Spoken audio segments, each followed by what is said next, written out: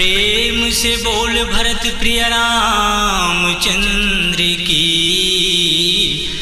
जय।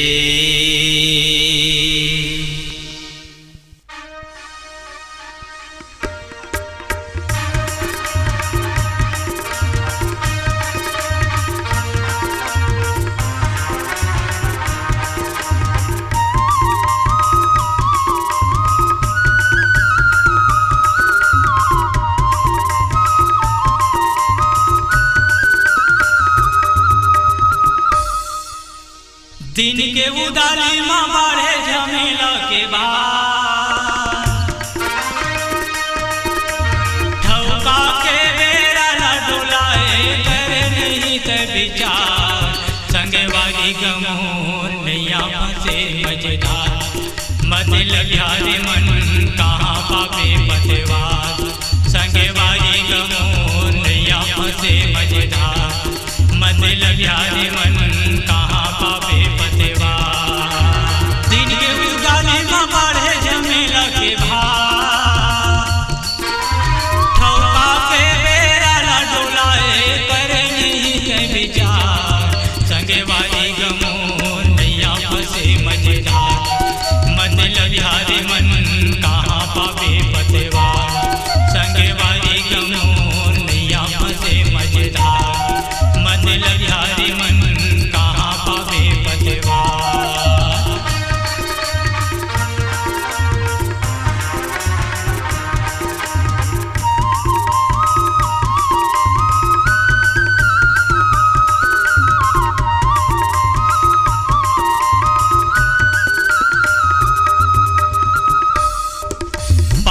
बेरा न सोचे समझे नहीं समझे ते घाट मुनाफा पाप के बेरा न सोचे समझे नहीं समझे ते घाट मुनाफा हाथ का पथावे मुड़ी डोलावे चले जब मनसलाफा हाथ का पथावे मुड़ी डोलावे चले जब मनसलाफा गोट गोटी आए चने चाल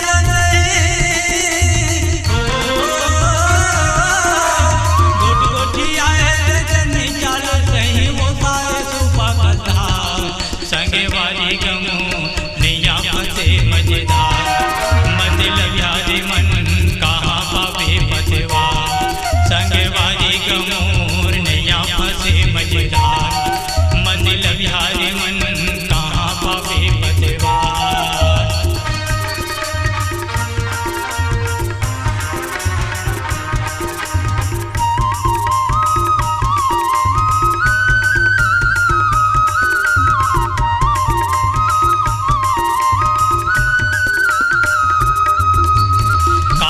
कीर्तन भजन लगाए नहीं जाने न संत समागम मन बाजू दौड़े ते इंद्री लगौरे पर निकला के तोला रमाजम मन बाजू दौड़े ते इंद्री लगौरे पर निकला के तोला रमाजम कागज के आए कामा बुलाए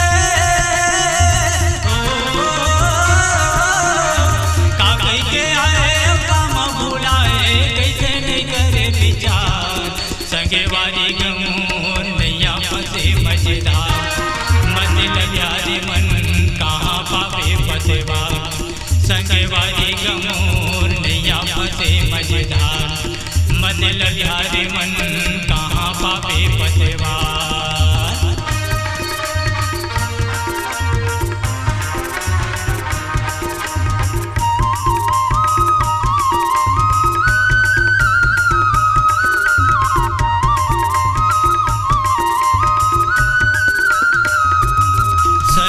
बानी ल सुने नहीं कहो हर कीर्तन से होते मानी से जाने से अटपट कहानी ल चटपट दर्शन होते मानी से जाने से अटपट कहानी ल चटपट दर्शन होते राम रामायण रामदार हंसा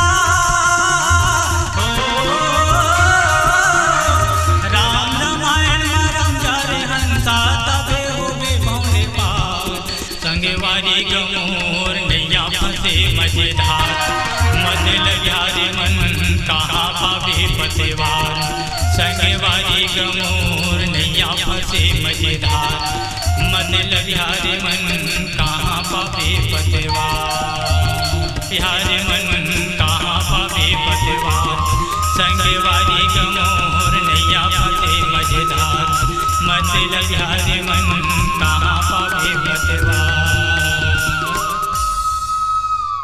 बड़े भाग मानुष तन पावा, सुर दुर्लभ सब ग्रंथ ही गावा, साधन धाम मोक्ष कर द्वारा, पाई जही परलोक सवारा। भैया हो सनकादिक ऋषि मन जिन मन जीवन मुक्त और ब्रह्मानिष्ठ तेनो मन ब्रह्मा समाधि न छोड़ के भगवान के चरित्र सुने बर ललाई गई थे। भाई भगवान अपन राज दरबार में कुल वशिष्ठ और जम्मू दरबारी के साथ बैठे हैं। चर्चा के विषय में भगवान राम कहीं कि भैया हो बड़े भाग के लिए मनखी की तन हम सब ल मिले हैं। सब ग्रंथ में ये कहे गए हैं कि ये शरीर लपाए बर देवता घला तरस थे, उकर बर ये दुर्लभ, ये साधन के धाम और मोक्ष पाए के सुघर दुआरिये और ऐसन शरीर लपा के जेन पर लोग नहीं समारा तौने हम पर लोग दुख पाते और तरुआ ला पीट पीट के रोते, अपन गलती ला नहीं देख के समय कर्म और भगवान ला घला दोष देते। भगवान के संदेश है भैया कि शरीर ला पाके हम कहूँ विषय वासना में लिप्त हो गए तो समझ में कि हम घी ला राग में गंवा डरे। दुनिया में भक्ति पवित्र है और शरीर सुख के भंडार है, पर बिना सत्संग के भक्ति नहीं मिले, बिना हरि कृपा ले संत नहीं मिले।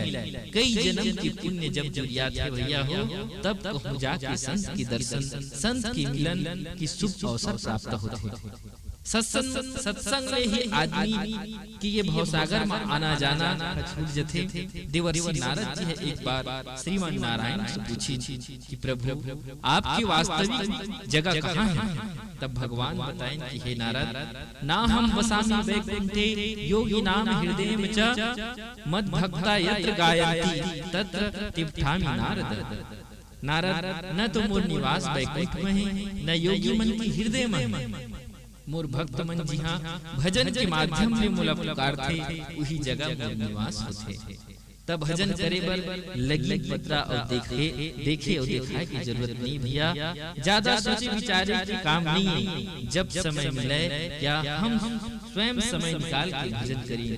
काबर कोनो कवि मन कहे हैं जब तलक है जिंदगी फुर्सत मिले ना काम से, कुछ तो समय ऐसा निकालो प्रेम कर लो श्री राम से, प्रेम कर लो श्री राम से। लखन सिया रामचंद्र की खुल गया पसंदीदा कलाकारों के लिए खुल गया। जय Bajrangbali digital audio recording studio Masturi. संपर्क करें सुखदेव कंप्यूटर जोंधरा चौक मस्तूरी। मोबाइल नंबर है 7898730151 9754520566।